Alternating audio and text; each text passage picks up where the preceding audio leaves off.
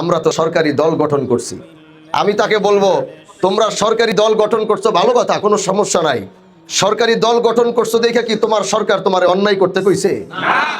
সরকারি দল গঠন বইলা কি জাতীয় সংসদ থেকে তোমাকে চাঁদাবাজি করার পারমিশন দিয়েছে? তোমরা নেতাগিরি করবা এখানে।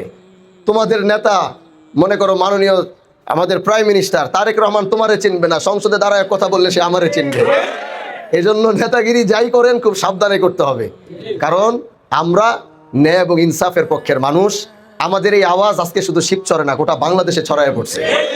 আমাদের এই আওয়াজ আল্লাহ পাক, এই কথাটাই আমি আমার নির্বাচনী বক্তব্যে বলেছিলাম যে হাজী শরীয়তুল্লাহ, আল্লাহ তুমি তাকে শিবচর থেকে গোটা ভারতবর্ষে নেতৃত্ব দেওয়ার তৌফিক দিয়েছো। আমি আমার বক্তব্যে বলেছিলাম, পিছনে নোট করবেন, এই কথাগুলো হয়তো রয়ে গেছে।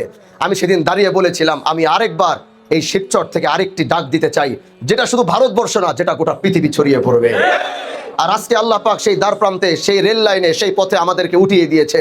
হয়তো আগামীতে যদি আপনাদের হানজালা বেঁচে থাকে, তাহলে গোটা পৃথিবী হানজালাকে নিয়ে আলোচনা করবে ইনশাআল্লাহ। এজন্য আমি আপনাদের সাথে কাঁধে কাঁধ মিলিয়ে সাথে থেকে চলতে চাই, আপনাদের পাশে থেকে চলতে চাই। আমি এরকম কোনো এমপি হতে চাই না। আমি আগেই বলেছি, আমি সেই এমপি হতে চাই না যে এমপি জনগণকে দূর থেকে হাত দেখিয়ে চলে যাবে, মাসের পর মাস তার জনগণের সাথে সম্পর্ক থাকবে না, এলাকার সাথে সম্পর্ক থাকবে না, হুট করে একবার আসবে চলে যাবে। এরকম এমপি হতে আসেনি।